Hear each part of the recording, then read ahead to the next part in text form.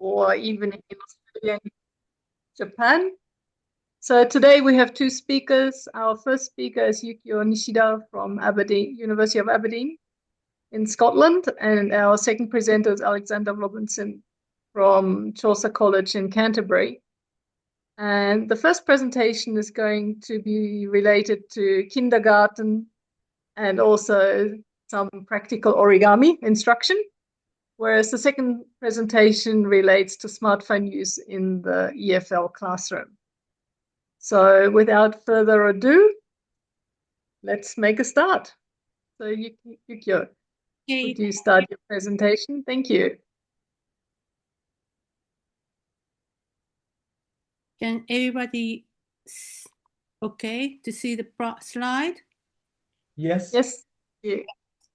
So the presentation title today is something old, something new, something borrowed, and something frugal. And then origami in early childhood education in Japan, that's the title. This origami photos is actually held by Barack Obama when he visited Peace Museum in Hiroshima, Japan. So they're still there, and if you have got chance to visit Peace Museum in Hiroshima, just go and then to see his skill or his work or his, I think he's quite good. I think, anyway. So outline of my presentation today I'm going to talk about, because I think many people are not in a field of early childhood education like me, right? So I have to explain who is Froebel, and second topic is Froebel kindergarten and its curriculum, and then kindergarten movement around the world, and translogy theory. I am not going to talk theory deeply, but just surface, and I wanted to introduce translogy theory to everybody. And then development of origami in Japan, and we play origami today, okay? So who is Froebel? Froebel is a German educator or German philosopher, German educational philosopher or German pedagogue who created kindergarten, and he had ideas of kindergarten. So I think everybody knows the word of kindergarten. So that was he created. So Froebel's kindergarten curriculum had a very important 4 elements. One is gift and occupation, and the music. He created the mother songs, and then movement and games, and then last one is nature, because it's kindergarten, right? So first I will explain a little bit about gift and occupation, and I'm not going to explain deeply about Froebel's philosophy and theory because it's too complicated and then Christian-based, very abstract theories behind his kindergarten curriculums and the kindergarten idea of his kindergarten. However, I wanted to explain he created the gift. This is just a sample of the gift. The 6 balls. So you can see prime colors and secondary colors. So that was for babies from birth to 1. And then he has got like a block. It's different size, depend on the age and then developmental stage. And that was different shapes and then size of the blocks are created by or designed by Froebel. And indeed, Froebel idea, some people think it's quite classic, but actually not. All we explain when we are in early years or kindergarten or nursery schools or the preschools, it's all based on Froebel's ideas. So if I explain, I said, oh, I have done it when I was little. That kind of ideas and the memories, it's coming back to you, I think. And what is occupation? So the occupation Froebel created in his kindergarten curriculum, like a paper folding, which I am going to explain today, and also weaving. You have done weaving, or like a clay, drawing, painting, coloring, or knitting, and also pricking. Have you done pricking? These any activity, hands-on activity you explain, you experienced when you are little. That is, you can see, we call occupation, but that was you have already experienced when you are little. So there are a lot of things you know, but you haven't got idea that's related to Froebel. But many activities we experienced when we are little was related to Froebel's kindergarten curriculum. Second, as I said, movement and games. Wherever you are, you remember that you always had a circle in the morning and singing sometime, like a handkerchief dropping or some games. I'm pretty sure you have got experienced. You have done some circle play or circle games that's also related to Froebel. And then music, that's important, especially people in English language context, like a pata cake, that is a Froebel's created song. So a lot of hands-on. In Japan, just we have like 大きな栗の木の下で or just like hands and then some it's not exercise, just using a gross motor and a fine motor skill, and then you can enjoy like a finger play and then singing. That's all. It's a kind of must have items in kindergarten or preschools. The last one, because it's kindergarten, we should have garden in a preschool, right? So some school had a veg garden, some school had just flowers, but Froebel wanted to know how the life goes, so they have to understand what the life. So children tend to observe and are not required. They are enjoying observing a plant. Also, nursery nurse or early childhood educator, they plant with children and then grow the vegetables, grow the flowers or trees, and then they observed. Some kindergarten in a big city, they didn't have garden, but that case, the children were given a pot so they can grow, so they can observe. So how the things grow. So that's a kindergarten important element. Like Australia, like they got a bush kinder program, or like walking in a bush. And in England, Scotland, or UK or Europe, they have forest school. Like they enjoying go outside, even in the rain or it's cold.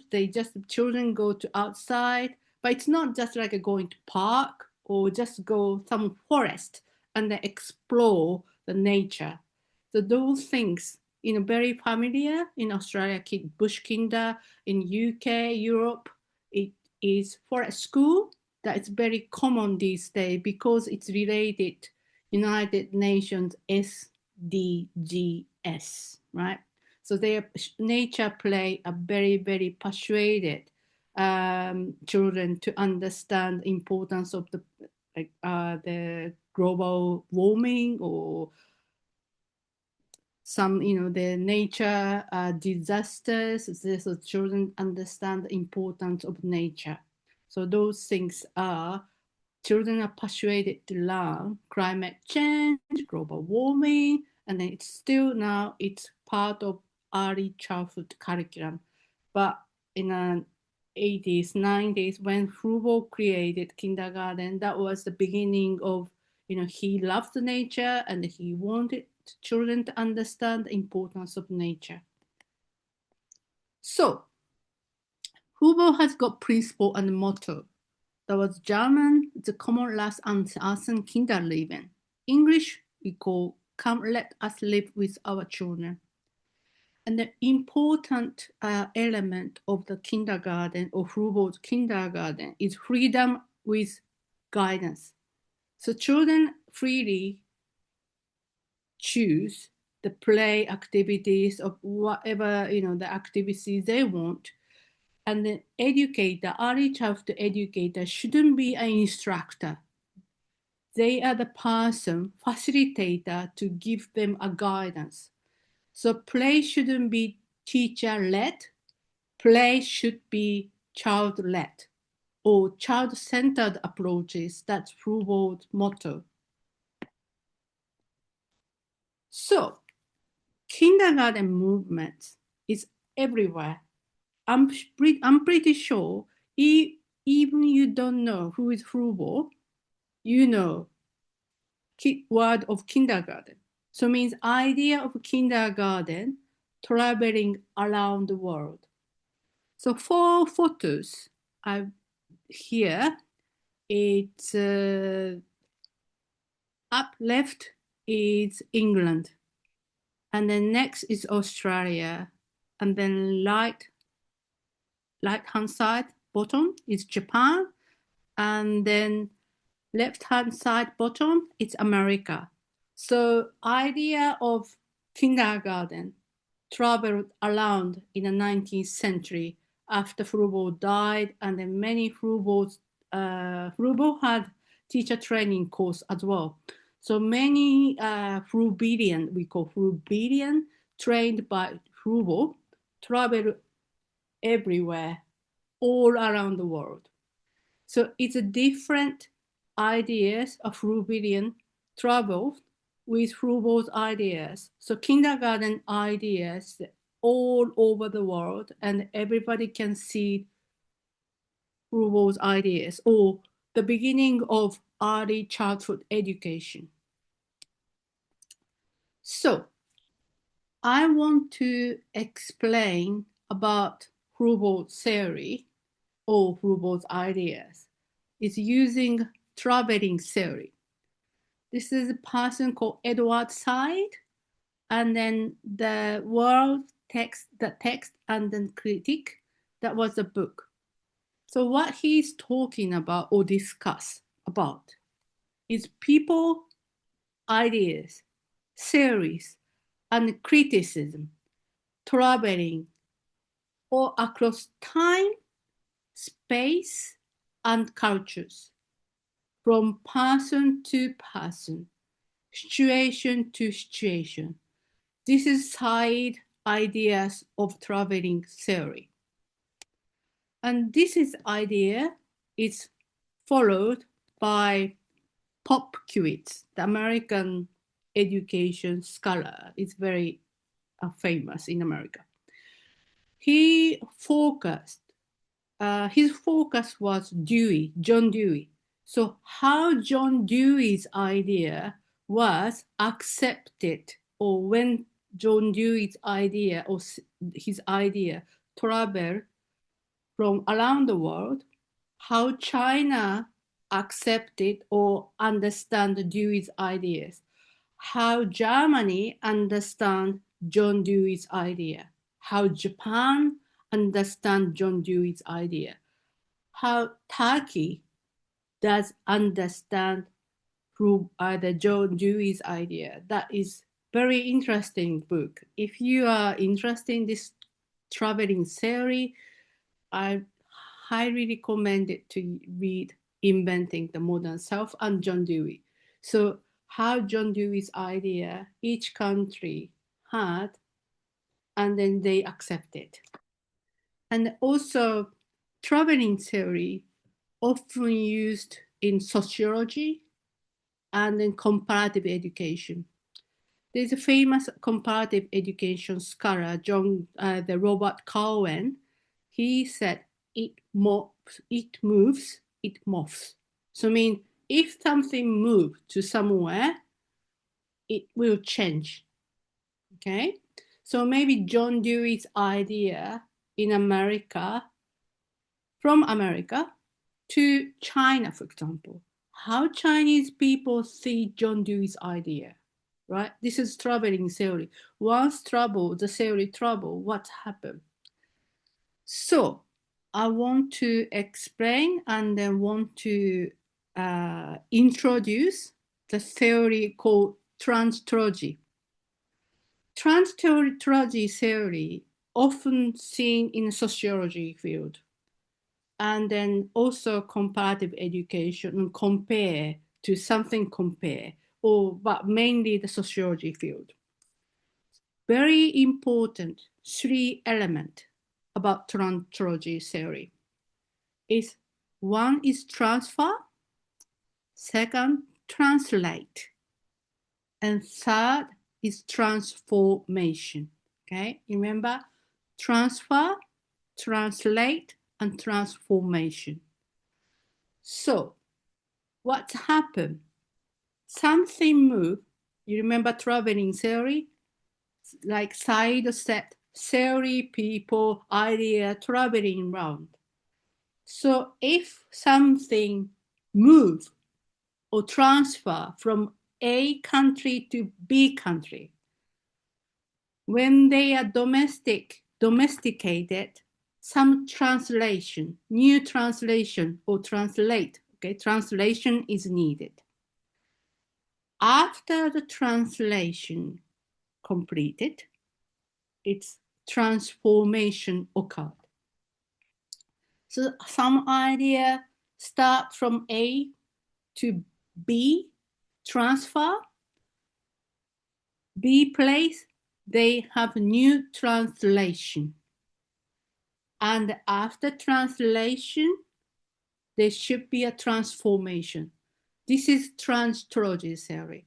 So once I would say transfer from A to B, and then B place from A place, translate, new translation.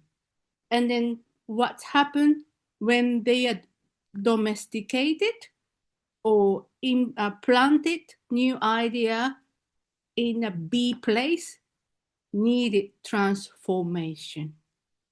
Okay, hope you clear.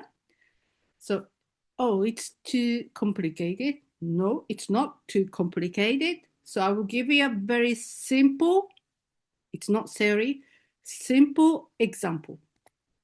Look, this is a sushi. Yep. Japanese people eat sushi. Very simple.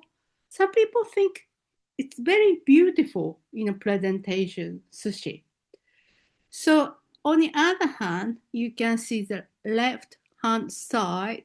This is the photo I got. I bought sushi at Waitrose. Okay, this is Waitrose is middle class UK supermarket. Middle class UK supermarket. So they are selling sushi at Waitrose. I think commonly, it's very common now in the UK. You can see everywhere, Tesco, Sainsbury's, you can see that, or even sushi shop or sushi train shop. Sushi is very popular at the moment in the UK. But you can see, maybe British people transfer idea or recipe of sushi from Japan. Okay, transfer. British translated sushi that way. Okay. Maybe they thought sushi is quite bland for British. It's bland. Oh, they don't like raw fish. They have to fry the prawns. Or why the chili peppers on sushi? Or maybe they thought it's quite bland, so we have to. And garlic tips. Why garlic tips on a sushi? That's, people, Japanese people maybe are shocked to see. But this is a British transformation. So they got sushi, they got ideas and recipe of sushi that was transferred from Japan to Britain. And they translated sushi. And they transformed sushi. See, This is transtrogy. Transfer, translate, and transformation. Okay. Next one. It's curry. It's Indian curry, right? So this is typical. If you go to Indian restaurant, you can see this is typical curry, Indian curry, right? So naan and maybe basmati rice or butter chicken or tikka or whatever. So curry from India to Japan, like a transfer from India to Japan. So Japanese translated curry. What curry looks like? So they translated and then now they transformed curry. Curry is with pork, sometimes katsu curry. This is also in UK, it's very popular at the moment, katsu curry. And then once I cooked curry as a Japanese person to my Indian flatmate, she said, very nice, but this is not curry. Yeah? It tastes very nice, but it's not curry. However, I said, look, transtrogy theory, transfer, the curry was transferred to Japan, and Japanese translate curry, and then transformed, and now we got katsu curry or Japanese curry. It's pretty, you know, the popular even in UK. So you somehow got idea what's a transtrogy theory or what's a transtrogy. So remember, transfer, translate, transformation. Okay. So now I wanted to, you know, main part is origami. So now I have to explain about Froebel's idea in Japan. So traveling Froebel ideas of kindergarten to Japan. So idea was transferred and arrived in Japan.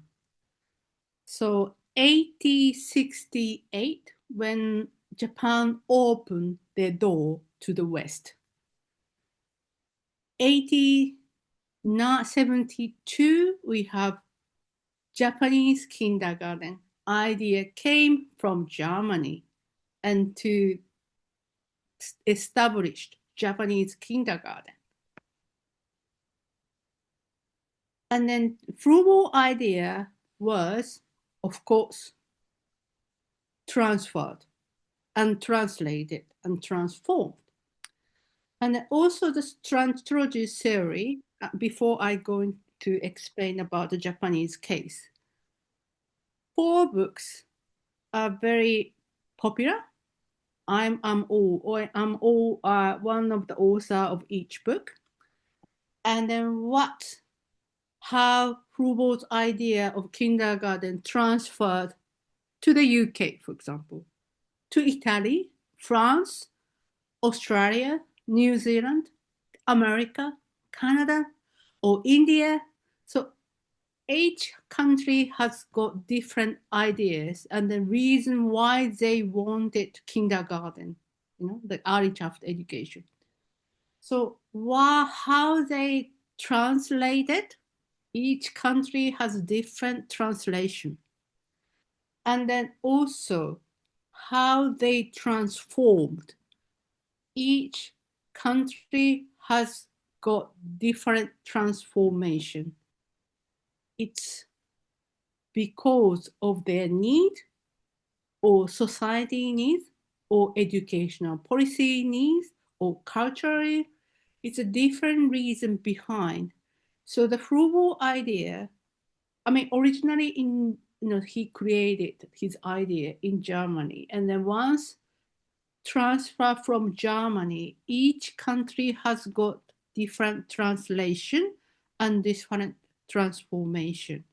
And then these books explain what's going on in each country when they planted the idea of Froebel or when indigenized Froebel's ideas, and that explained in a transitory theory: transfer, translate, transform. So now transitory theory is I am going to talk Froebel idea in Japanese kindergarten curriculum as a case of origami.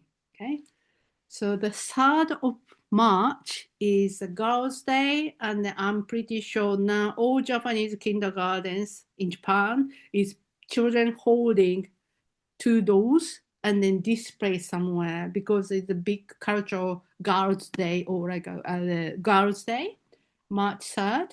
So if you have a chance, the March 3rd is the day young children in Japan holding those dolls using origami paper. So origami is not new things. The history paper holding in Europe, it's this painting. You can see the origami paper in holding, and then the old lady is entertaining little girl. So this was in Spain, was painted in 1870s. So means in Spain, 1870, it's popular holding paper, right? It's not only Japan.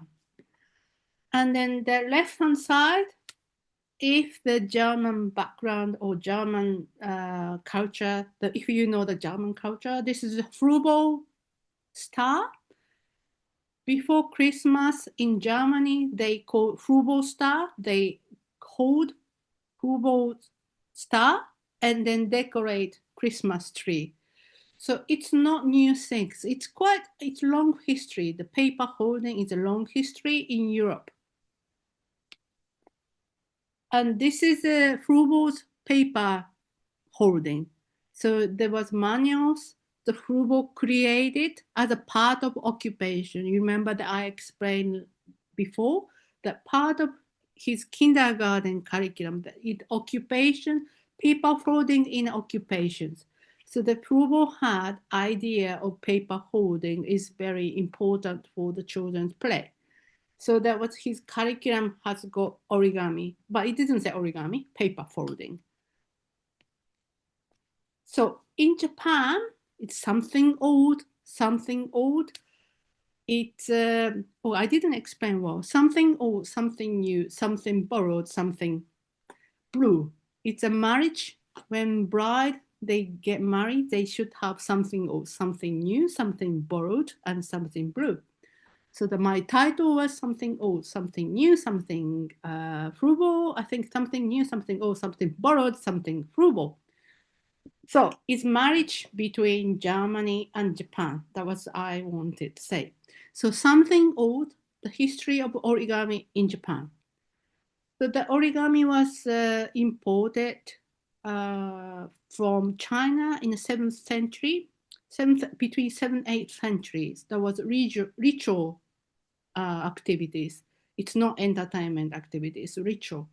So that was eventually from ritual object to entertainment. So in the 16th century and 17th century, that was timing, children start playing paper holding. But in Japan, there was rectangular, the size of paper was rectangular, and the washi paper or Japanese paper.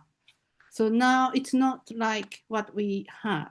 And this is one of the story I need to talk today. So the children enjoy holding paper. And then that's part of history. And then because it starts from ritual, and then usually the paper holding, they use washi paper and a rectangular, not paper, okay? So holding paper, we usually said, or before Froebel's idea came to Japan, we now call origami, but used to call orikata. It was not origami, so that was we called orikata. And the once Froebel idea was transferred from Germany to Japan, they have changed. So transfer is something new. So they know how to hold paper, right? Because there was long history since 7th, 8th centuries and from China. But and then eventually we have got the paper holding culture, but it's not the new. It's not the same as what Froebel wanted. So something new was when Froebel idea was putting into Japanese kindergarten curriculum. So something new. Froebel's paper holding was totally new things they understand Japanese kindergarten or kindergarten teacher, they know paper folding, but it's not the same as they know. And the paper is different. Also, the way they hold is different. So what's happened? They wanted to differentiate it between orikata and then some paper holding, which brought from Froebel's kindergarten curriculum. So they have orikata, but paper holding, and they wanted to say something different because it's just very special, something new. It's not old type of paper holding. So they created word origami. So there was a new word called origami was used in Japanese kindergarten. So they just wanted to differentiate it. What they used to do was orikata, and then it's very special using paper holding in a Japanese kindergarten or like education in an education field. So they created a new word origami. So this is something new, transferred and something new. Froebel's curriculum was everything was copied from Western country, and then there was two ways to transfer. There was one was top-down. Ministry of Education introduced an idea of kindergarten to Japan, and the other one was actually European American missionary came to Japan and then to spread Froebel's idea, because Froebel's idea was Christian based and then very much to they are there to disseminate the Christian idea. So that was very, very good for them to spread or introduce kindergarten idea of kindergarten. So they created everything like whatever Western country they do. So the Japan clearly have ideas what the kindergarten curriculum should have. So it means they copied everything. And then this is the kindergarten desk that was also transferred from Germany to Japan. They created, and then just the Japanese way, and then this is the way, and then they, children sit at the tables, and then they played blocks, also origami paper, or maybe weaving. So that was they sit, and then they created things, new things. However, translate and something borrowed, okay? This is the marriage of Western and Eastern paper holding. This is, left-hand side, this is the instruction paper by Froebel. So this is the way Froebel kindergarten came, and then the first kindergarten was established at now it's Ochanomizu University, like a Tokyo women normal school. So that now all the kindergarten teacher see how they needs to hold paper. And a lot of paper, you see, there was right hand side. This is I hold. So this is, I think, you quite familiar with. Yes. Oh, I have seen it. Oh, I used to hold it. And then actually, many holding technique. And then origami is Japanese origin. Many people think origami is Japanese origin. Actually, it's not Japanese origin. It's coming from Froebel's. And then people think origami is Japanese culture and then Japanese things, but actually origami, with word of origami, it's coming from Froebel. So it means all paper holding techniques and design approaches we do now at kindergarten or at schools or as a hobby, actually they are German, not Japanese one. So there was transferred idea from Germany to Japan. So many people somehow misunderstood origami people is Japanese origin, but actually origami is German origin with Froebel. When Froebel's idea came to Japan, that was the beginning, and then changing the holding way, and then or skills or like patterns, it's German. So today it's something you can take. It's you can talk to people tomorrow and said, oh, origami, actually it's not Japanese origami, it's German.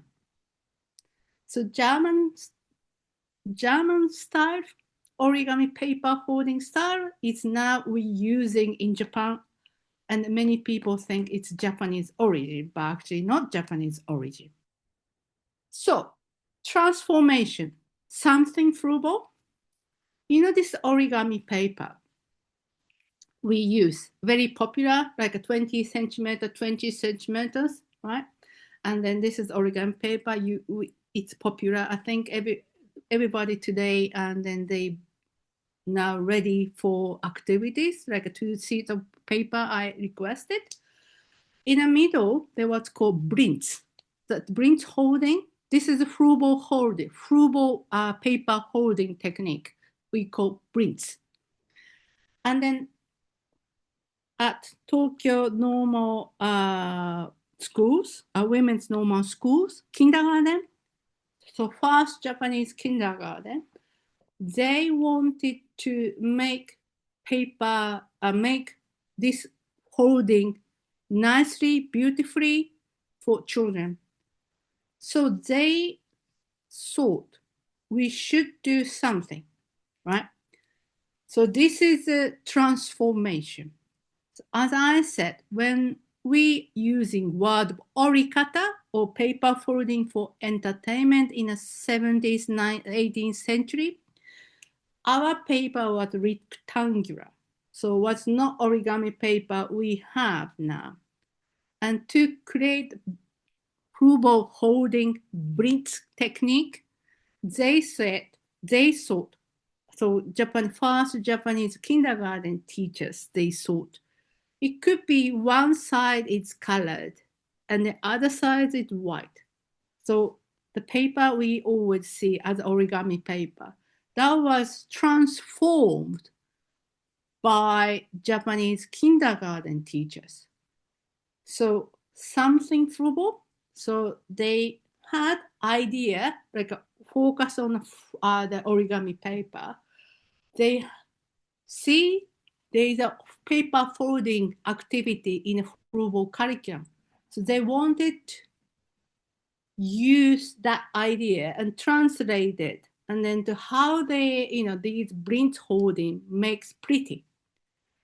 And then rectangular paper and the wash paper is too soft for children to hold.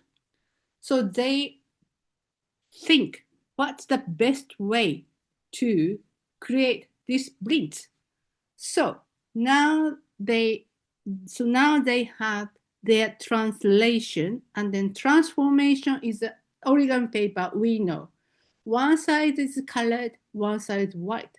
So this is Japanese kindergarten teacher when the Froebel idea was transferred from Germany. They created this origami paper we know. It's 20 centimeter is the best for children's hands, the size. Some kindergarten, they use 50 centimeter, but 20 is kind of standard for origami paper. So that was what, if you have got origami paper today, that was transformed by Japanese kindergarten teachers when they got new idea from Germany to Japanese kindergarten. Okay, so that was transformation. So that Froebel idea was transformed by Japanese kindergarten teacher. So times goes, right? So the traveling theory. So what happened now? Still in Japan, children playing, looking at instruction, and then teachers there as a guide. You remember the freedom and with guidance. So they not going to instruct. So the instruction is there, but children looking at the instruction and they do their own pace and then they enjoy and then holding a paper. So they still doing it. So there was Froebel idea still in Japanese kindergartens. However, remember the origami, actually it's not Japanese, it's German. So, shall we play? And then let's make a cup, okay? So I want you to, I'm pretty sure you have got two papers, right? So one paper, I wanted to make a cup, okay? So I will give you 5 minutes, okay? 5 minutes. And then just to see. And then instruction is there. You see, little Japanese children, 3 years old, can hold it looking at instruction. So why you can't, okay? But I want you to understand this practice. I want you to hold line by line and line, point and point, and then just exactly, exactly, accurately hold. So this is the paper cup I want you to create, okay? Just to see the instruction and then hold papers. I'll give you a 5 minutes and then to see if you can hold it. And then we can share the screen later, okay? So let's play. Go!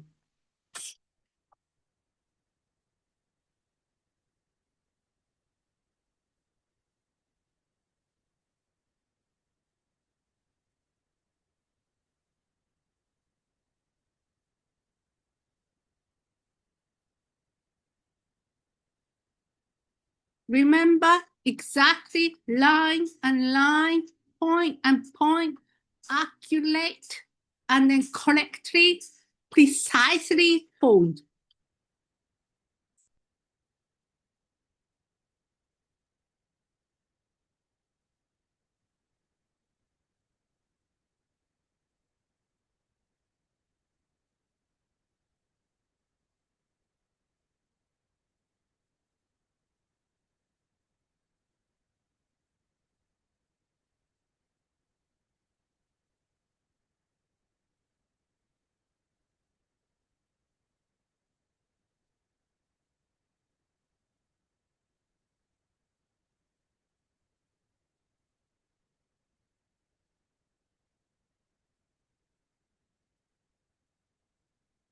Remember point and point, line and line, precisely, accurately, correctly.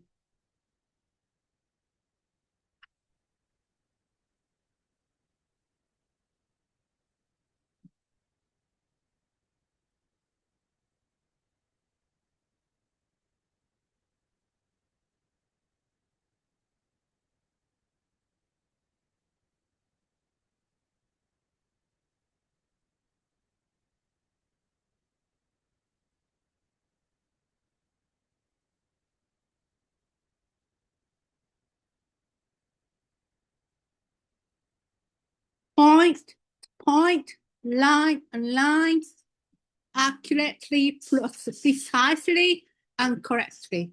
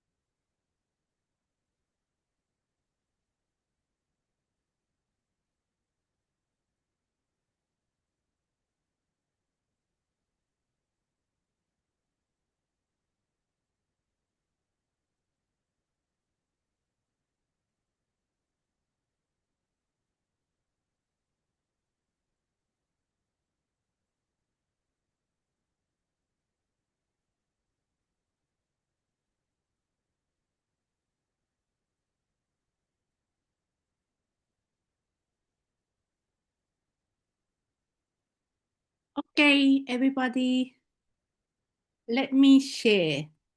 Everybody got one? Good. And then you can put water like this, and then you can drink.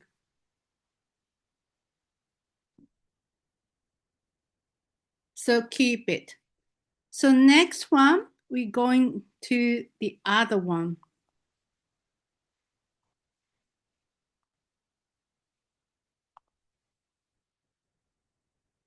Everybody can see it? So this time, let's create something related to water or ocean. And I'll give you 5 minutes.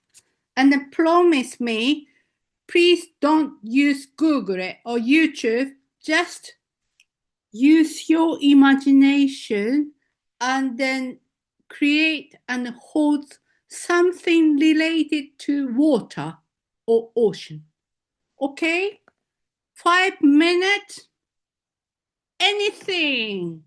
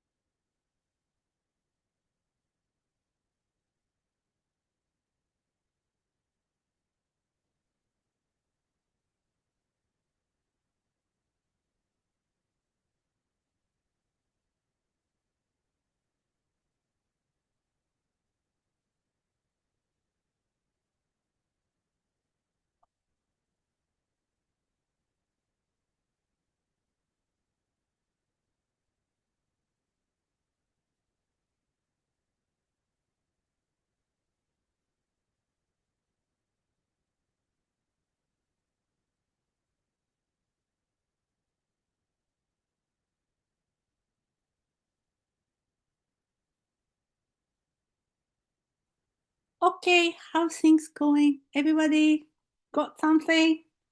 Everybody got something? Yes, it was difficult.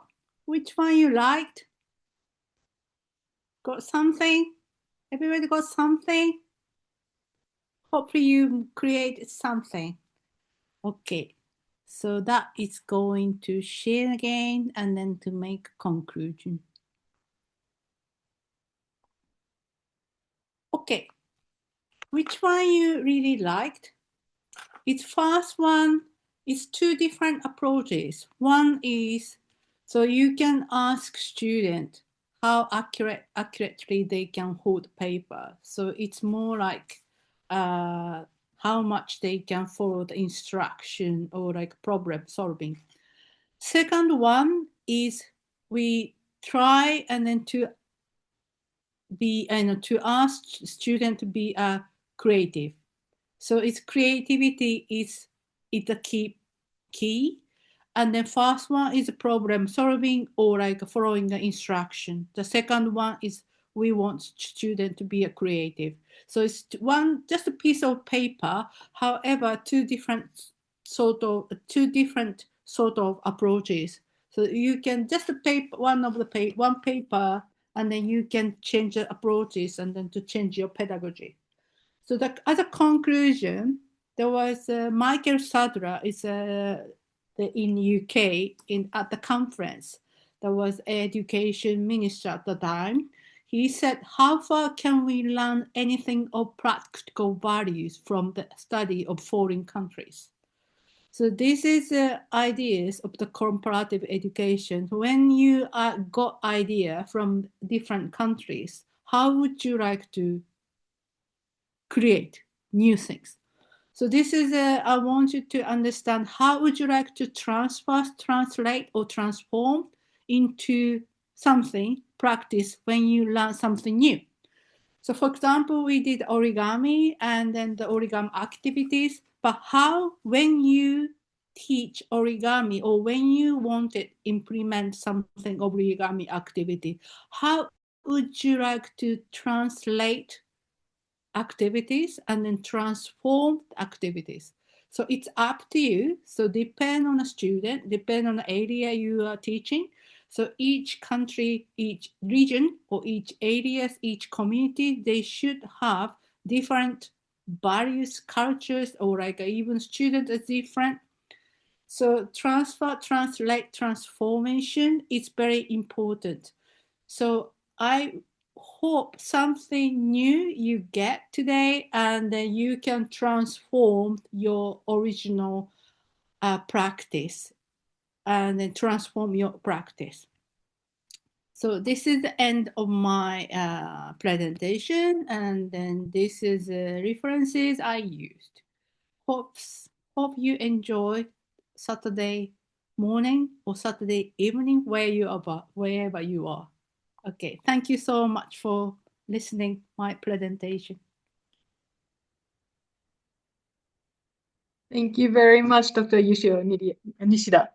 So to be honest, as a German, I did a lot of paper folding when I was a child, and we did it in kindergarten. But I didn't actually realize that the Japanese origami had its origins in the German paper folding. So thank you very much. But I have one question. Did Froebel, or the paper folding that was popular in Europe at that time, did that originally come from China No, and then travel to Europe and then it traveled back again? Or was it something totally different? in Japan, we got the paper folding culture from China, but Europe has got European ideas of paper folding. So different. So each country had, in Spain, Italy, or Germany, they had different holding techniques and skills. So the So it was originally in Europe as well. as well. And then what Japan got was from China, but it's not for entertainment. Like when you said when you are little, you hold a lot of papers in Germany. But the Japan got idea from China as a ritual object. It's not entertainment.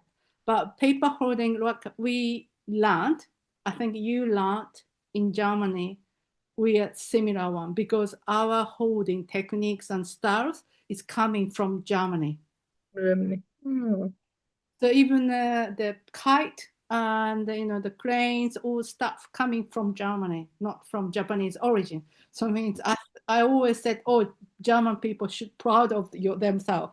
The what we call origami and what we believe that's Japanese origin or Japanese culture, but actually German. Hmm. Fascinating.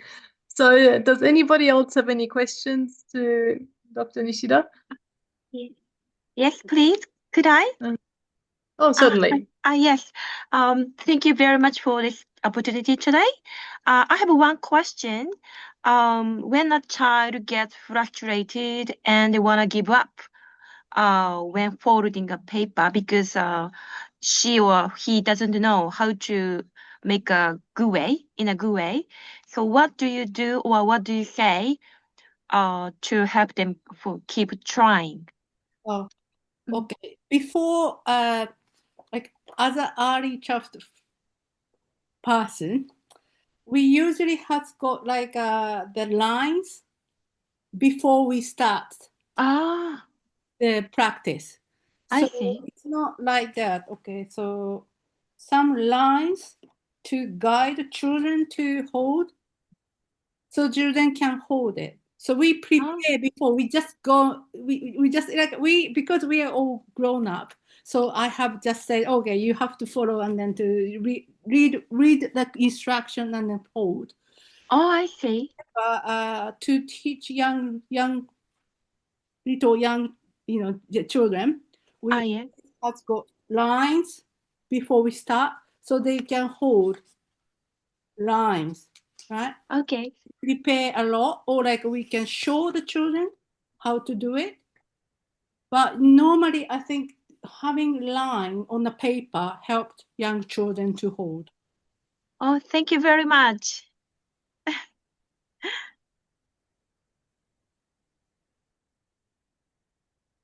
Oh, I'm from America. I'm not from Europe, and honestly, origami was like torture for me when someone suggested it. Um, and be I think because I wanted someone to show me, and usually they handed me a piece of paper with the lines and Mm. said, look at the paper. And my three sisters were super good at looking at the paper and folding it. The paper just made me really angry. So I was relieved tonight that you showed the paper on the screen. I looked at it, and somehow as an adult, I figured it out. Good. So maybe some children need to learn how to look at the lines. Mm. I think it is not intuitive for every child. Mm. It wasn't for me, but I'm Mm. relieved that I could do it tonight. Yeah. And when I lived in Australia, I used to go to intervention center for special needs. Then I teach origami as an art therapy, and then especially autistic children with autism, Uh-huh. really good at that once the instruction properly provided, they so excited because they can see the achievement. And then I think paper holding somehow help the children to concentrate or to enjoy, but depend on how you introduce paper holding Mhm. and children. I think like you suffered a lot when you're little. Was the kindergarten teacher was not freedom with guidance, or maybe Uh, uh. instructors, and then they ordered. I think that's very important for us. Whatever the subject we teach, we shouldn't instruct, just to how we can guide or support Mhm. learners. That's important, I think. Thank you. Mm. Sure. You enjoyed tonight. Actually, just listening to Mhm. your presentation, I thought active learning. Ah. So principles of active learning, you can see where they come from. Mhm. And I was thinking something similar to what you just said, that I have some students that I'm pretty sure if I set them down and guided them, it would really calm them down Mm. and help them to focus and concentrate. So maybe something I'll try. Thank you. Thank you. Any other questions?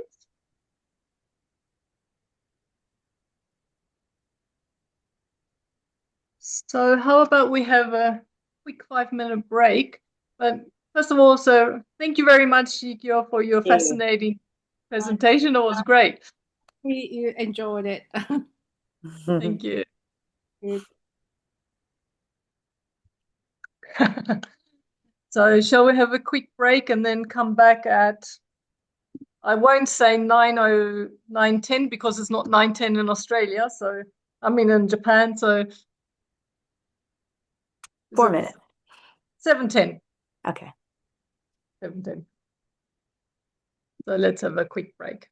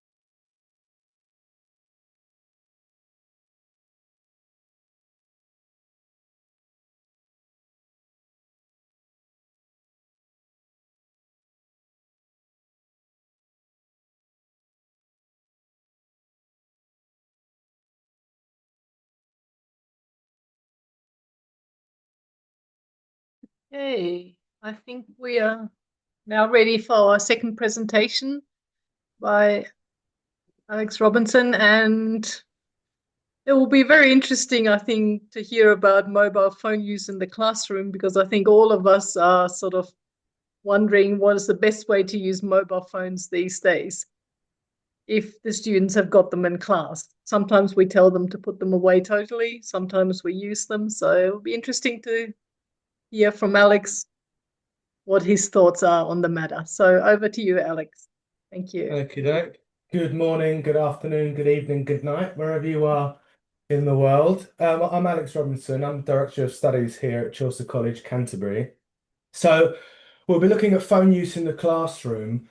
Really, we're looking at some policies, potential drawbacks. We'll go through those. So, of course, mobile phones, they are an integral part of many students' lives. But the question is, with such widespread use of smartphones, is it time we moved from prohibition to maybe collaboration, writing rules together, which is, I think, really, really important, making them part of the process rather than it being maybe just top down. Here are the rules, follow them, right? So we'll be looking today at potential benefits, potential drawbacks, some gaps in the research.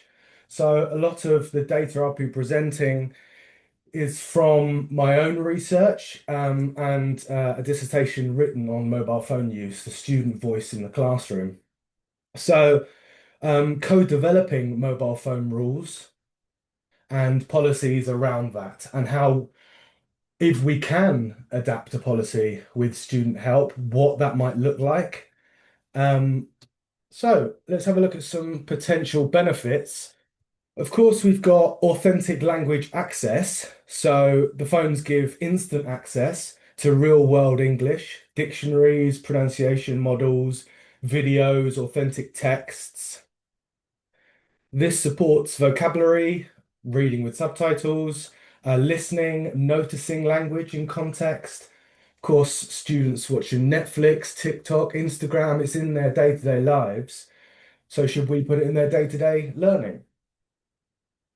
So increased motivation.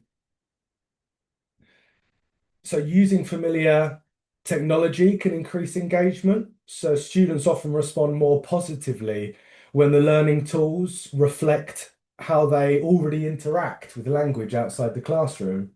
So it's not creating a clock in, clock out system. Now we're in class, now we're in real life. Maybe it can sort of blend the gap, the line between. Is that a good thing? Is that a bad thing? So that's what we'll look at. Learner autonomy, so students can more independently check meaning, spelling, or pronunciation without interrupting the lesson. Maybe it does interrupt the lesson. Encouraging responsibility for their own learning.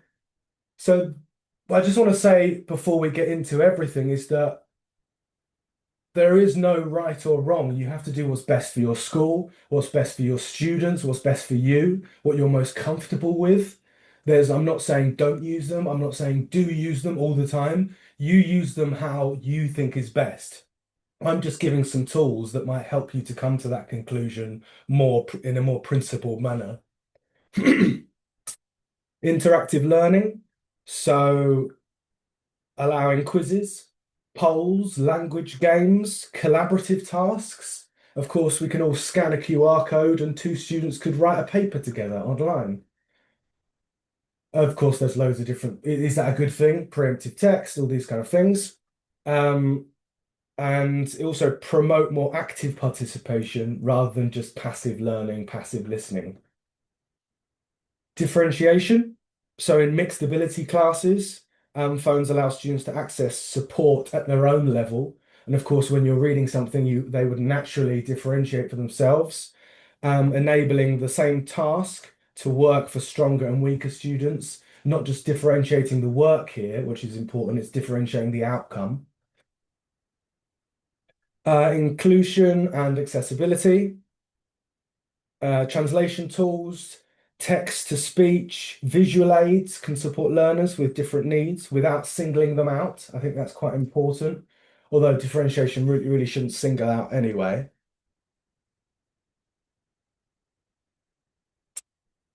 Digital literacy, I think that's really important in today's age, but personally, I don't think it's it should be used at the expense of other skills. So structured use helps students learn appropriate academic phone use. I think that's really important. Developing self-regulation rather than avoidance or secrecy if the rules are too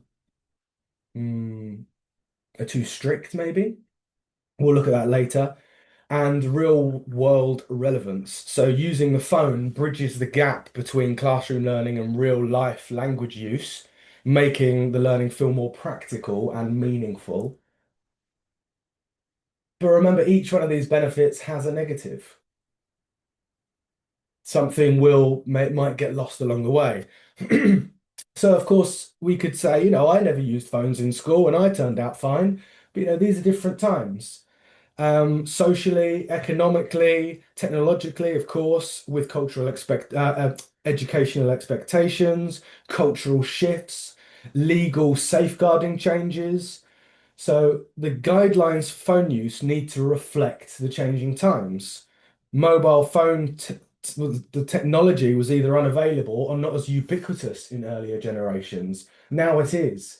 We need to live in the real world and adjust our practices for that. So some practical things we can do with the mobile phones. So I won't read these out for you, you can read themselves, but mobile phones can be a valuable learning to when their use is clearly structured. When we go through each one of these, you'll see that there's a limit. And I think that's important, is to limit use. I don't think it's free reign. If you trust your students, fine, free reign. Do you trust your students not to look onto another site or use another app? So time limiting, closely linked to specific learning objectives, scan this document, look at this thing, right? Otherwise, if you're saying, oh, could you write me, do some research on this subject, they look up the subject and they're suddenly just copying and pasting. They're using language that far exceeds their ability, and suddenly their language is amazing. But actually, in terms of comprehension, almost zero.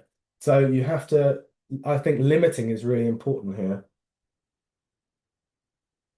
This is quite useful, voice recording. So we're looking at some role plays, recording pronunciation and see how it comes back. Any form of pronunciation, not just individual, word stress or sentence stress. It could be body language, it could be eye contact, all of these things. Again, limit the task to 1 or 2 recordings.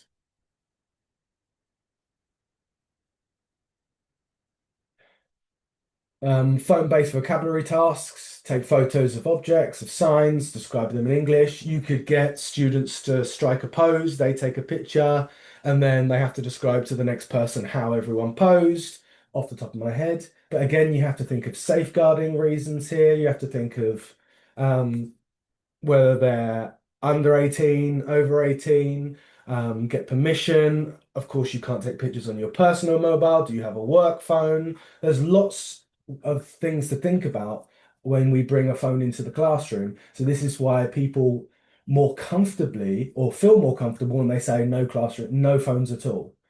Fine, because that mitigates any issues with safeguarding or bullying or anything. But does that completely disregard all the positive aspects too?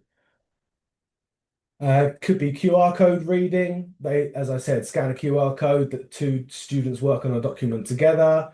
Could be a listening task. You get to provide only the necessary links, so this is limiting it. It's a closed activity, you're limiting it, right? It's not just, you've got 5 minutes, 10 minutes to research, go. And you have no control over anything they're watching, anything they're reading.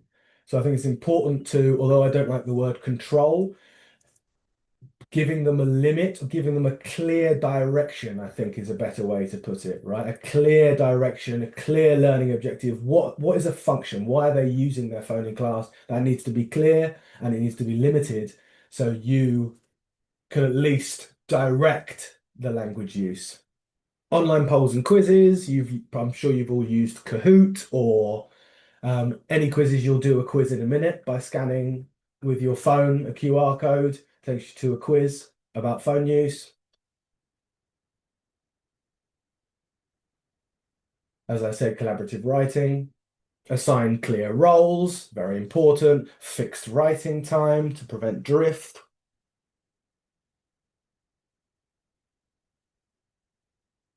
Any research tasks, pronunciation practice, exit tickets at the end.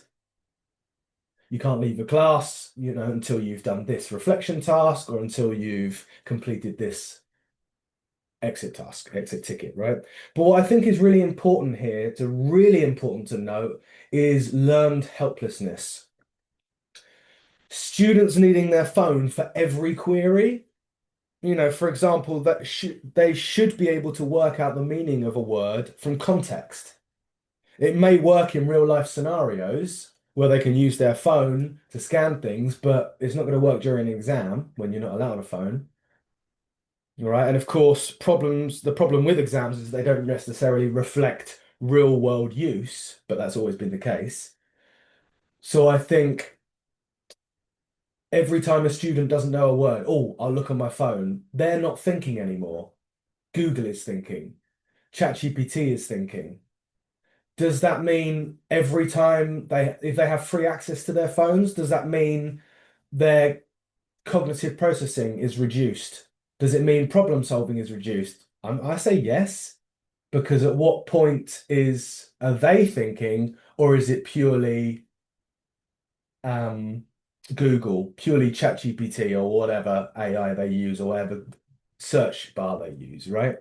So that's something to think about there. So just to round up, limit use, think about learned helplessness. They need to think, it's not ChatGPT or Google that needs to think for them. It's incredibly important that they do. So that's all the positives and things that we can do throughout. Great. But what I'd like you to do is get your phone out, and if you could scan this QR code. Again, we're using phones, limited use. I'm taking you to a direct site. You're not getting it out to go and Google, I don't know, anything, right? So give it a scan. I'm going to look in real time at your responses on my phone.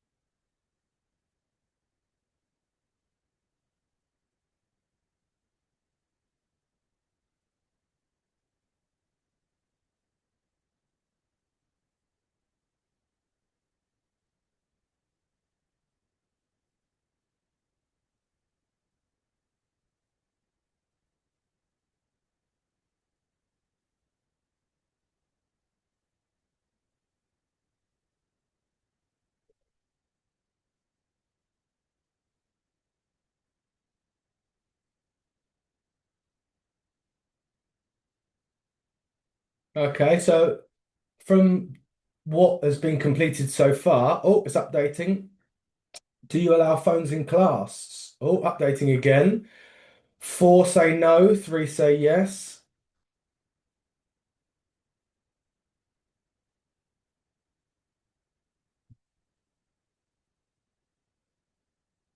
Okay, 5 say no, 3 say yes.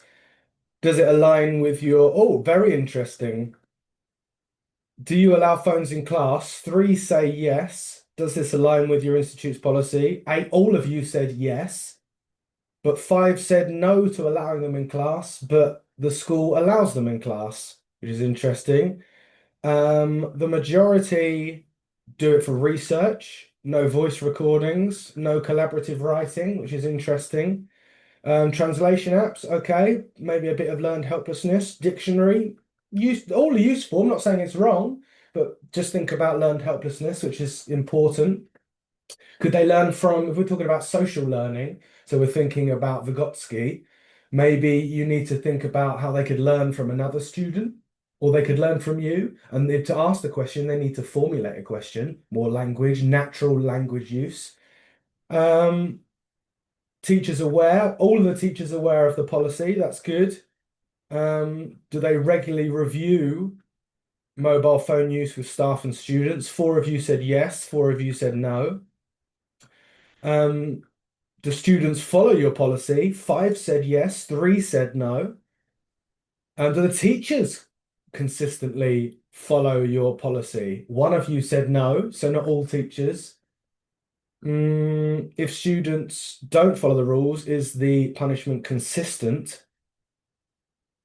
5 said yes, 3 said no. So maybe a bit of inconsistency, maybe teachers not following the rules, but expecting students to. So it's quite interesting. I'm taking it real time feedback there. So as we're moving on, so thank you for scanning that. It's interesting feedback, I think. We'll also look at some potential drawbacks. So we looked at the positives. We looked at some of the things that we could do in the classroom, but let's look at some potential drawbacks now.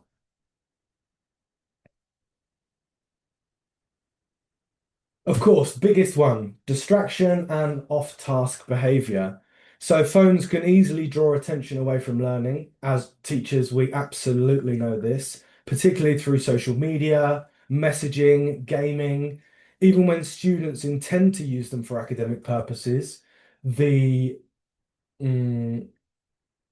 draw to, or the temptation, let's say, to go to something else with a click of a button is easily done. I finish a task, right? I'm going to look on Instagram. I'm going to look on TikTok. That's the temptation is there.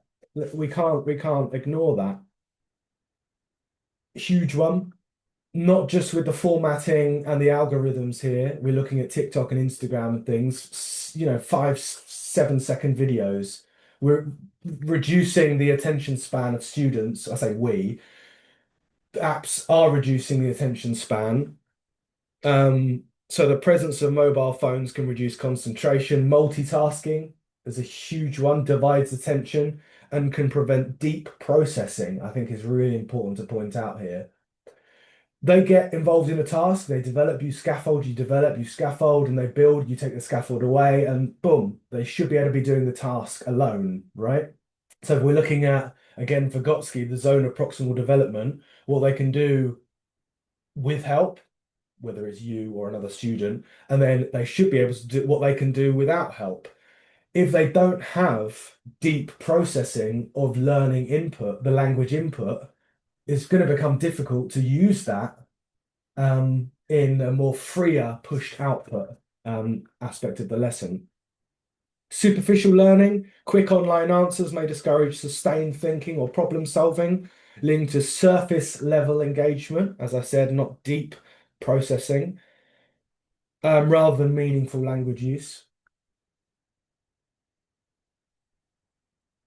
Classroom management issues.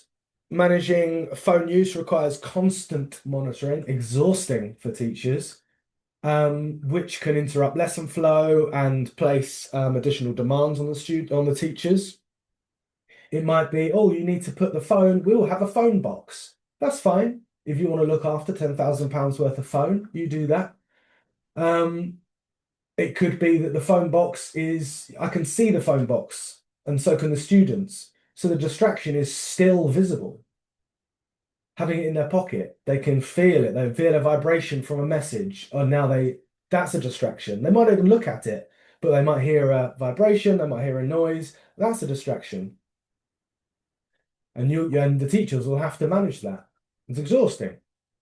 Inconsistent rule enforcement. This is a huge one. So when expectations are unclear or applied unevenly between different staffs, students may become confused and are more likely to test the boundaries. So maybe they're in one class with one teacher and they hear a noise go off and they go, oh, don't worry about it. And the next person's right, leave the classroom. Next teacher's like, right, take your phone to your accommodation. Or the next teacher is, give me the phone. Right, it's mine now. Now they've got, right, well, the same thing happened in their eyes. Their phone went off. One teacher takes it. The other one said it's fine. Doesn't seem very fair on the student, inconsistent rule enforcement. That's on us. So that's really important to think about. Dependency and overuse. Well, after doing some research from teachers, a lot of words popped up like addiction. So is it becoming some sort of drug now? Instagram, TikTok, a fix? So are they dependent on it for anything? So frequent use can lead to reliance on digital tools, reducing students' willingness to practice recall, communication, problem solving independently, equity and fairness concerns. Not all students have the same type of phone, data access, or digital skills, which can unintentionally disadvantage some learners, especially when it comes to multilingual classes, mixed nationalities.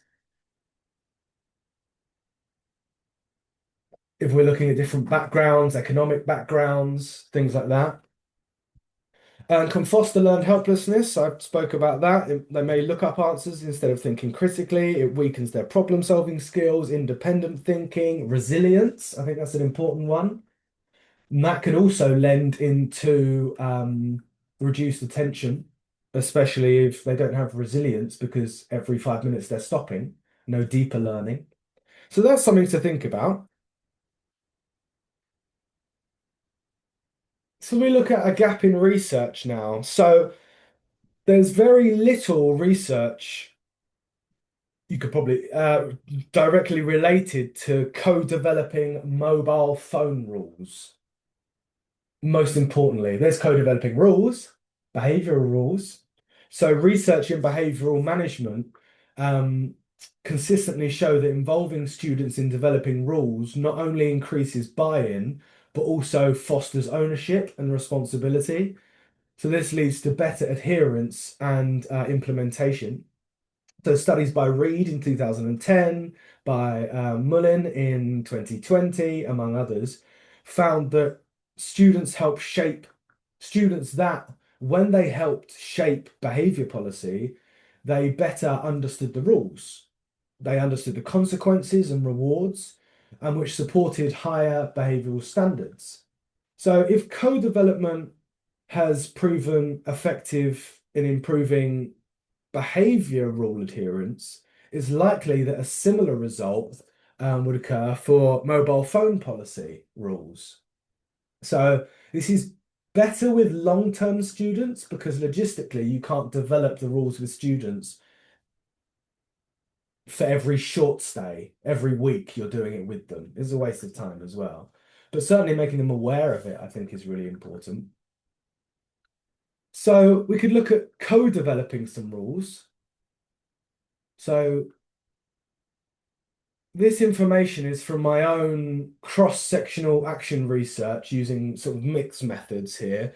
So I collected data from 40 students, 20 group leader questionnaires, which collected quantitative and qualitative data, and 12 teachers completed self-reports to provide detailed classroom insights. So teachers emphasize, you can read here, respectful negotiation, student choice, and positive framing of rules. So not just don't do this, don't do this. Use your phone for this. Use your phone for this, right? So here are some bits of feedback we've got. So students believe that they would follow co-developed rules. 50% said maybe, indicating a hesitation and then maybe a need for a deeper engagement or clarity. Few said no, possibly due to distrust of how much influence they might have, genuinely have in the process.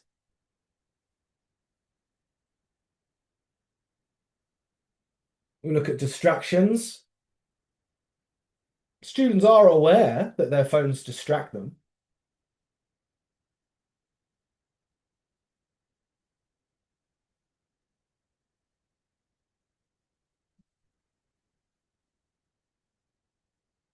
So 60% of group leaders said they're a distraction. 100% of teachers report significant distraction. Well, what does this really mean? It suggests maybe student desensitization and underestimation of the impact, or teachers are just exaggerating, right? Every time I see a phone, oh no, it's a distraction. But are they really aware of what the student's doing on their phone? Because I didn't tell you you could use your phone, that means it's a distraction. I mean, that's pretty likely. But maybe they're looking up a word on their phone. That's okay. But it will be better if they ask a partner, if they ask a teacher, genuine communication, and where they're thinking for themselves. The teacher could nudge them in the right direction rather than Google answer, which doesn't help retention and recall later. Consequences. It's widely accepted that confiscation is the best form of punishment. Some students say you should call my parents. Some people detention. Write an essay on phone use, but I mean it's pretty clear. Confiscation is an agreed consequence here. So that would mean that now, across the board, confiscation might be better. That's fine, dealing with problems as they emerge, but maybe we should deal with the problem before they occur, right?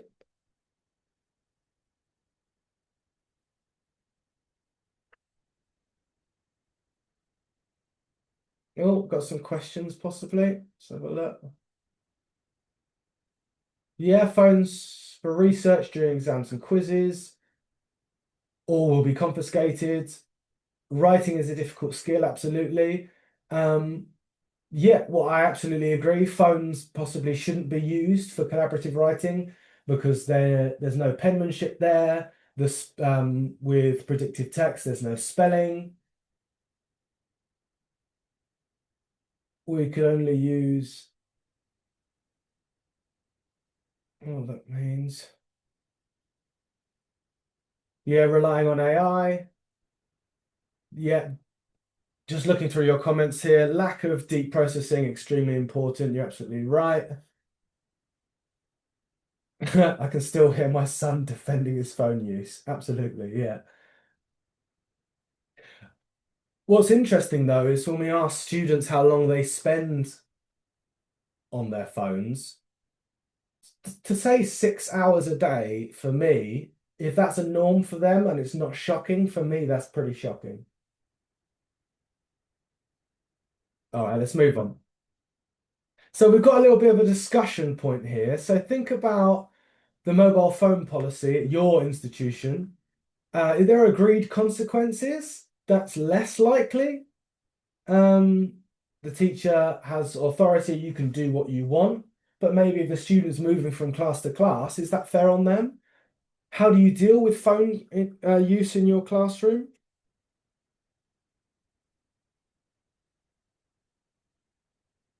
And do you think the policy helps students learn? So what I'll do is I'll put you, I'm trying. Oh, here we go. I'm going to put you into rooms now.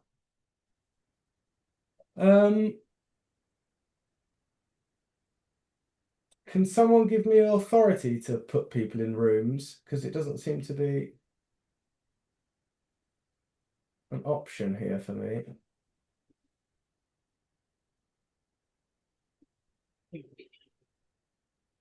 Let's try again. Oh, here we go. Right, I'm going to put you all in your rooms for just 5 minutes now, and I'll post the questions to discuss in a minute. So just 5 minutes of time, and then a timer, and then it will close the rooms automatically. All right.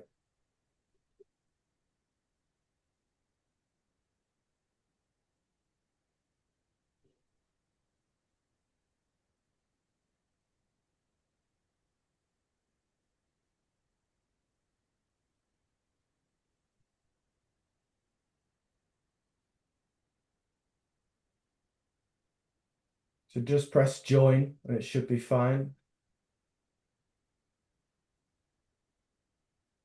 Is it not working for anyone? So do we just go into any room? I think, bear with me 1 second.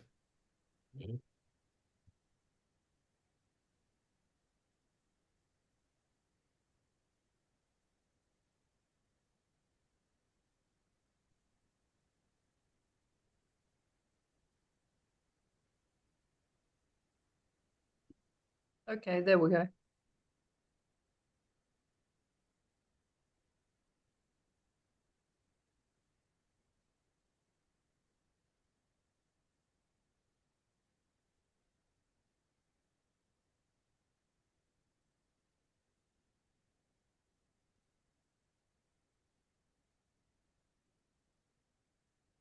You didn't allocate me anywhere? Let's have a look. I should have done.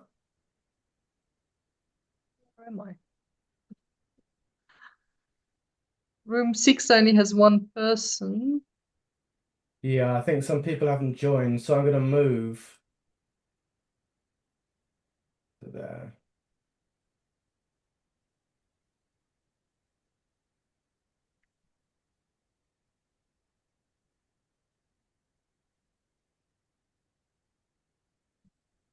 Ah, because I'm host, I'm not allocated, I guess. Oh, okay, that might be it. Okay, I'll join room 1 for the time being. Okie doke.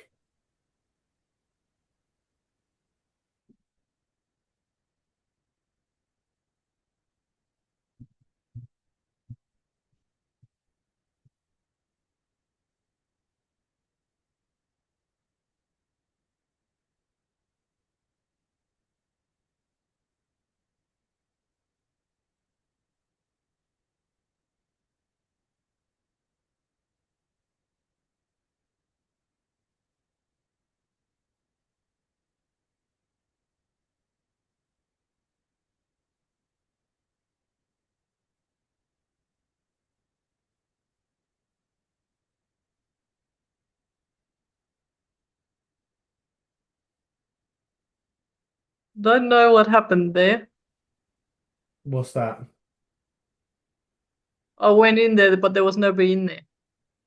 Oh, that's odd. Let's have a look at the breakout rooms. Oh, you went in room 1. Yeah, someone just went into room 1 now. Right. But I put that person in 6 to talk with someone else. So no one's in room 1 right now. Okay. Oh, I'll just stay here. Okay, Up there.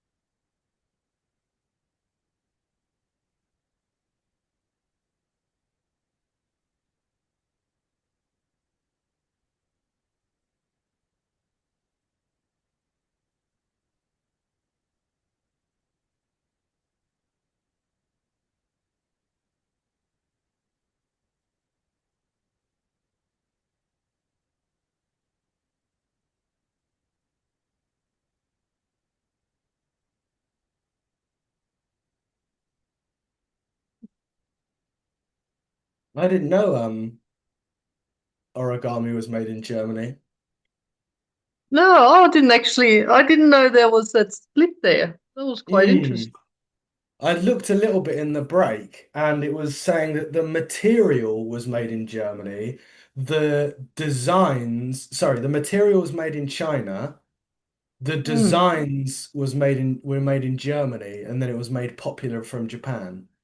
Yeah, so very much a traveled art. Well, exactly, the transfer, translate, transformation thing. Yeah, the traveling. Yeah, I thought it was interesting, traveling theory. Yeah.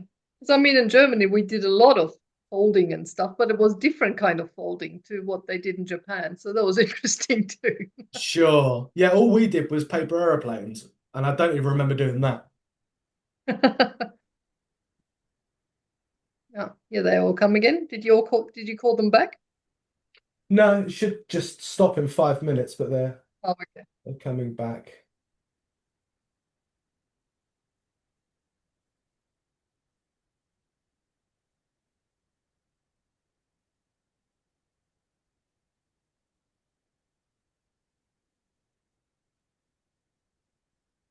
It'll close in 15 seconds. Okay.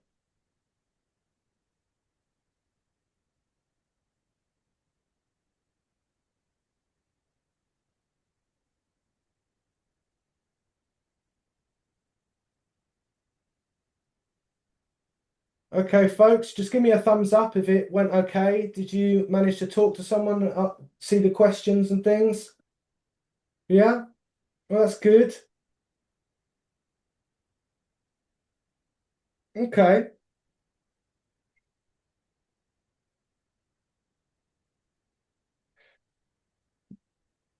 So, we've had a little discussion.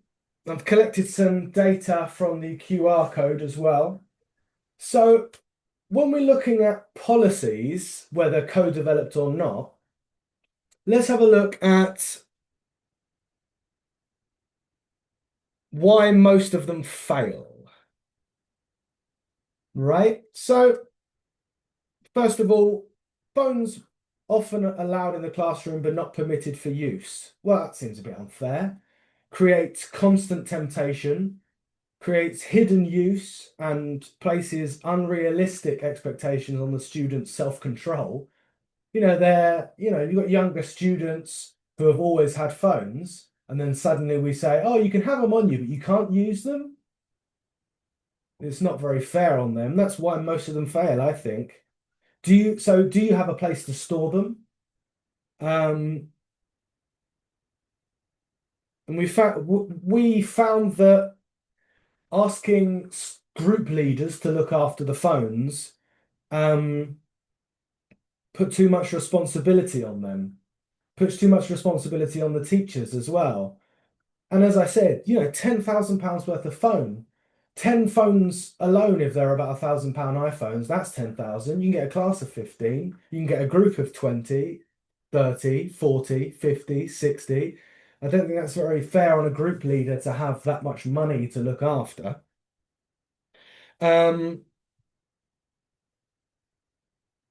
students or teachers might be unaware of the mobile phone policy.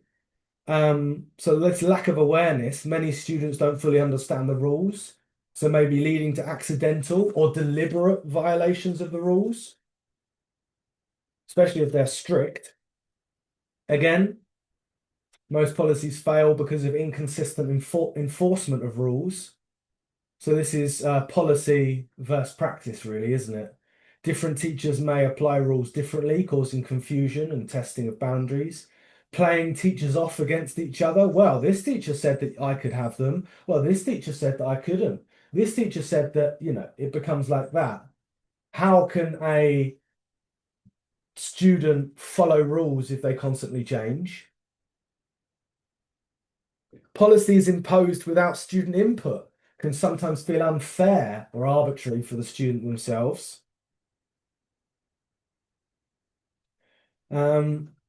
Especially, well, if they aren't involved in shaping them. Social pressure. Students may feel anxious about missing out or staying connected to their peers all the time. Teachers, of course, may lack strategies to manage phone use effectively, or integrating them positively into learning.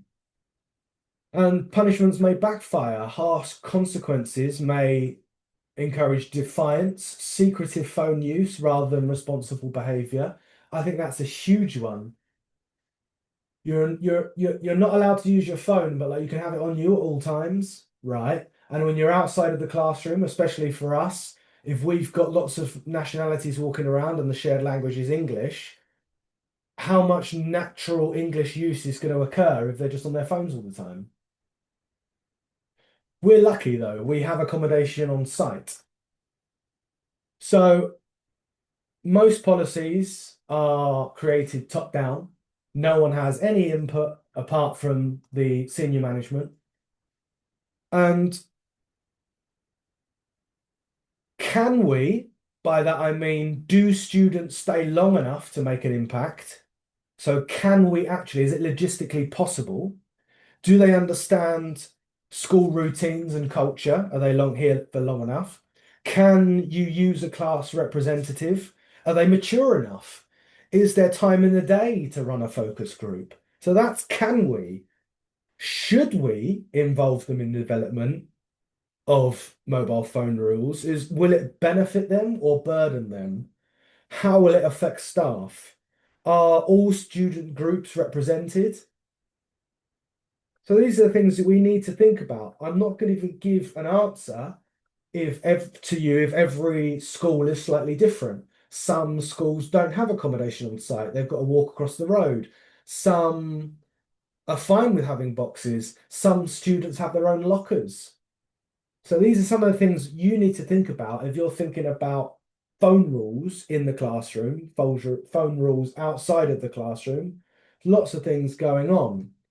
So during a focus group that I ran afterwards, once I collected all the data, I ran a focus group with 5 teachers, 5 group leaders, and 5 students.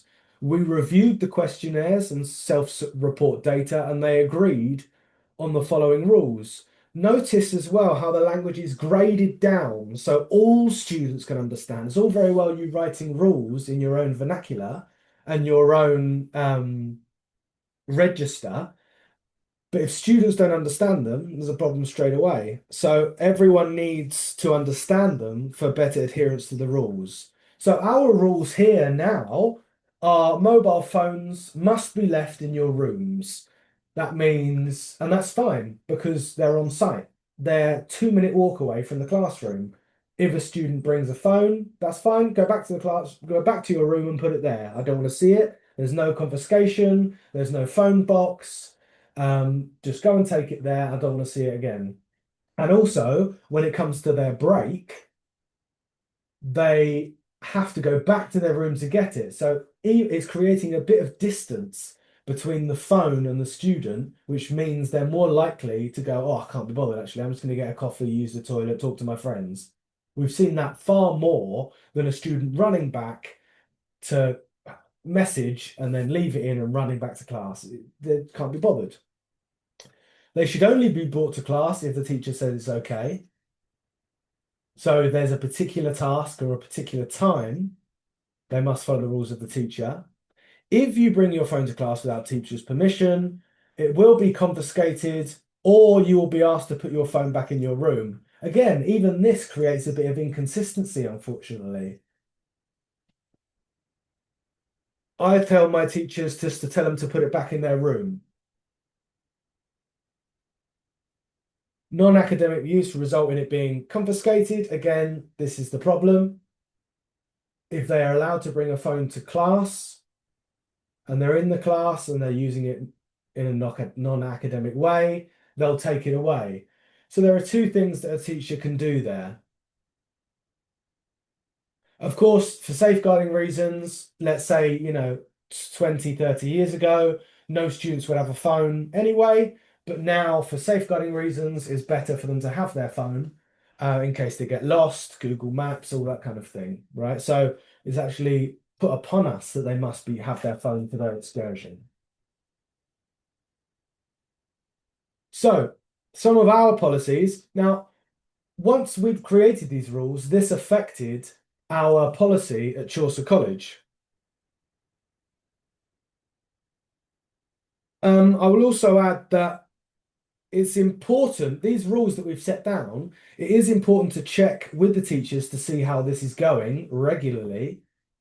This is done every so often in our weekly meeting. So questions like, are we seeing any phones in class?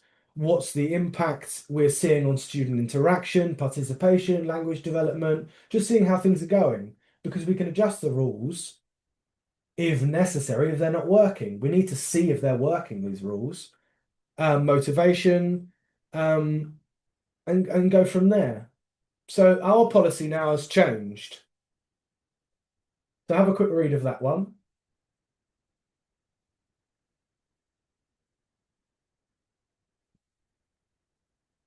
It takes the onus off the teacher to take it away. It takes the onus off the group leaders to feel like they have to collect them and feel uncomfortable with thousands and thousands of pounds worth of phones.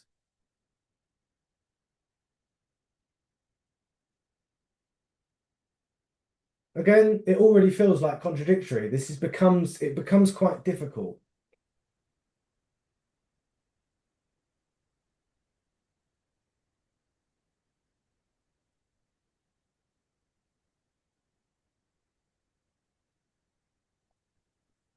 And this is another one too.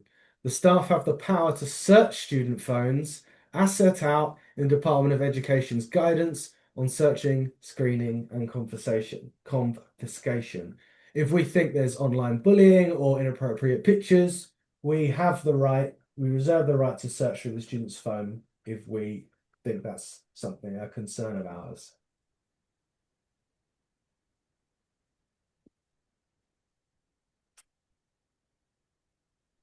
As I said, sending them back to the class, we have the ability to do this because our accommodation is on campus. I'm not saying you should follow this rule. This just worked for us. And we also found that the phone box keeps the phones in sight. It's a distraction and used immediately during break time. I also think it's important to have a break from consistent input. There's only so much a brain can take. Doom scrolling, input, input, input. At some point, it doesn't allow the students to have a mental break and mentally digest information or use the language with their peers. Input, input, input, input. At some point, the brain's in a day is not going to allow you to remember anything else. It curbs that issue. We can't control everything that happens outside of the classroom, but it does, as I said, put distance between them and the phone. I think that's important. And there are certain types, if we look at the bottom one here, when we talked about why we might search through the phone, this includes, but is not limited to, sexting, upskirting, threats of violence or assault, abusive calls, emails, social media posts, or direct text directed at someone based on their religious beliefs, sexual orientation, ethnicity, all these things, ethnicity. So I think that's important to note. This is what we're allowed to do. All the teachers are aware of this. You have to make people aware of the rules if they're going to follow them and impart them. So conclusion, really, policies should be realistic and practical. What works for your school, everyone needs to understand them. Really, really important. I think we've come to the conclusion now that unrestricted phone use can harm learning, but a total ban is unrealistic. We've got to play the game. So we need to work collaboratively for increased clarity and buy-in. I think that's really important here. It depends on consistency, shared responsibility, and the fair and consistent application. Regular review of these rules are important too, not just for the students, but teachers too, and anyone else on site.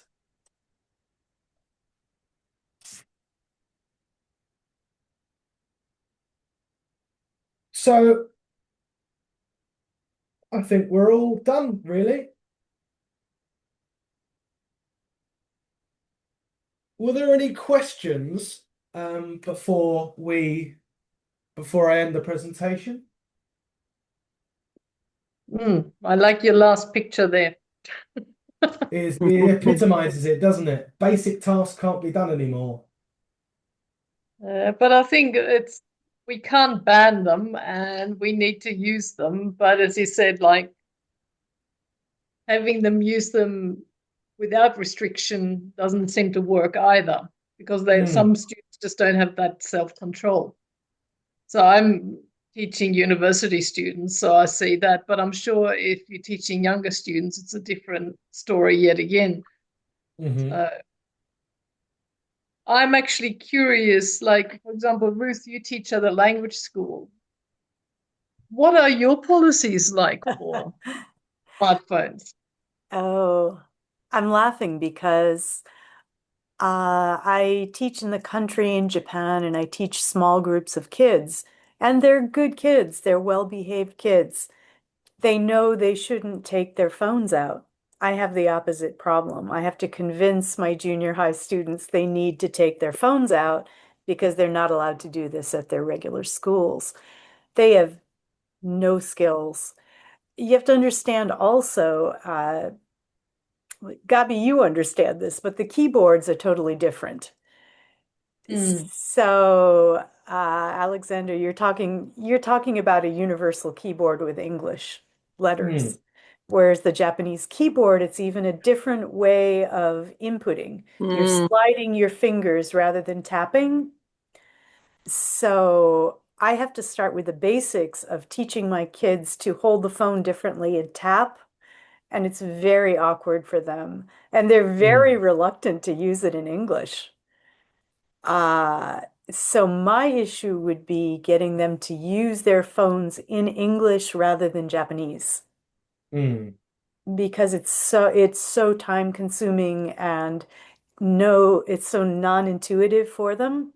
And they Sure. feel like they're bad kids. I have to tell them, Well, no, that's interesting. you're There's a not a bad taboo kid. around You can phone do use. this. Absolutely. Yeah. There's a taboo around phone use, but also it sounds like setting aside specific time for training of Yeah. phone use in a more principled manner. Yeah. Mm-hmm. Could But I I ask? definitely, Go ahead. Thank you very much. I'm very concerned about, for one thing, about Wi-Fi environment. In my school, I teach secondary school students, and in my school, teachers are allowed to use Wi-Fi, but students are not. In that case, I'm concerned about data charges to use the internet. So I'm concerned about parental concerns. So it's a great idea to use the internet during the class, and many students should be motivated. But maybe we need to change the policy as a school. That's the only way, maybe. It's interesting. Yeah. I think we have to look at that sort of policy versus practicality, don't we? I see. So if we want it to be practical, the policy will have to change at your school. Because at the moment, phone use, well, it's not practical, is it? Yeah, that's true. And if the students have got lots of data, but they've still got their phone on, maybe it's a bit of investigation into a student still using their phone for non-academic use, using their data. Is that a distraction? Are the teachers having problems with that? A bit of research looking into if it's actually an issue. You need to, you don't fix something that's not broken. So is it something that needs to be fixed? Or is it something universally the teachers want to use a bit more in class, but don't have the ability to? So therefore, maybe the policy needs to change. So you need to look at what's practical, what's useful, and the general consensus among all teachers, and that might inform your policy. So we have to think about everything before the policy changes. Yeah, yes, that's true. Yeah, Thank you very much. Yeah, good question though. It's interesting though. Very interesting. I have a question again. Some of the things that you said sort of resonated with me. divided attention, learned helplessness, lack of deep processing, dependency, overuse, and the danger of constant input, right? If you're teaching university students and you do it in the right way, isn't the direct approach best? Absolutely. If you Yeah, think here's that's what's what's going best to for your happen in your students, brain do if it. you don't put your smartphone down. It's up to you. Yeah. Yeah, absolutely. And the Actually, thing is, it's where you have to read the students, read the room, and adjust accordingly mhm, and go from there. That's why I did the co-created the rules with the students, because I was reading the room. mhm. And then we made a policy that was best for them. Nice. So and best for the school, best for the environment as well. By that I mean the location where the classes are, where the accommodation is. Because I think that really allowed the student voice in the classroom and it catered and tailored to them. So I think if they don't need their phones, fine. They don't use their phones. I think, but you're right. If they don't need it, they don't need it. But if they're primarily doing exam preparation, they won't need their phones because they don't take a phone into the exam. So it's really about what they need and then go from there.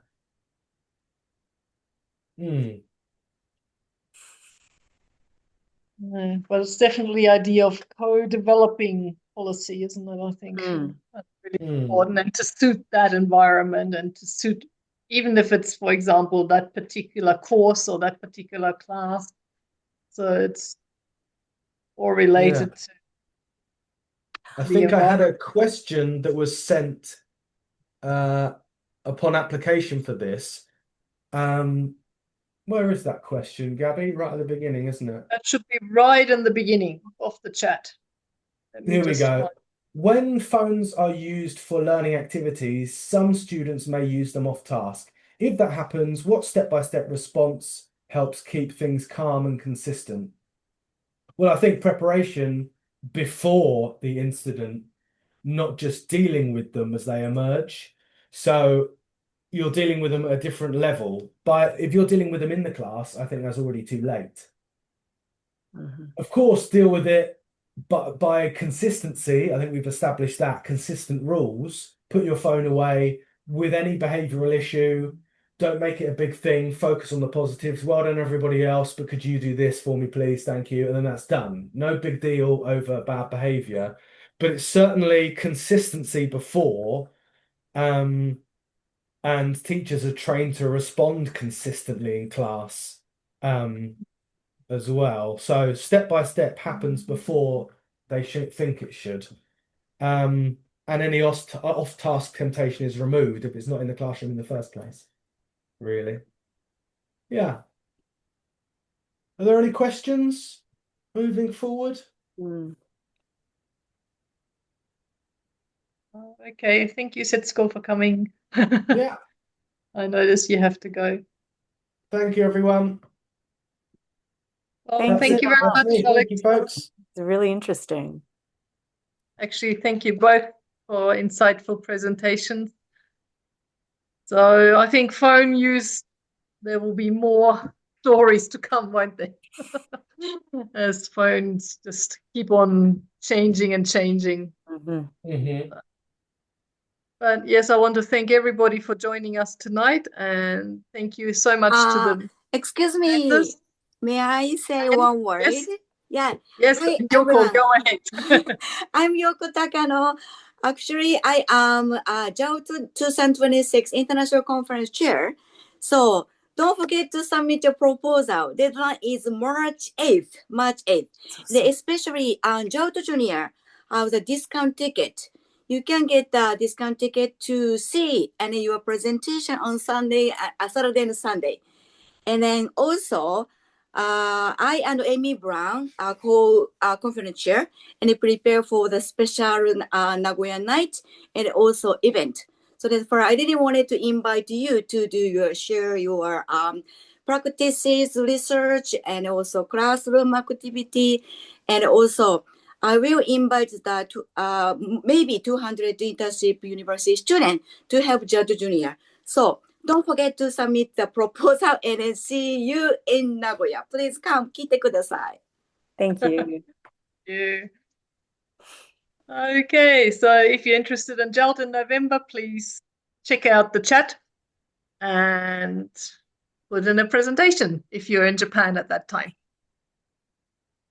Okay, so again, to our presenters and the people attending tonight, thank you very much. And I think we all learned something about smartphone use and origami and Froebel as well. So thank you very much. Thank you.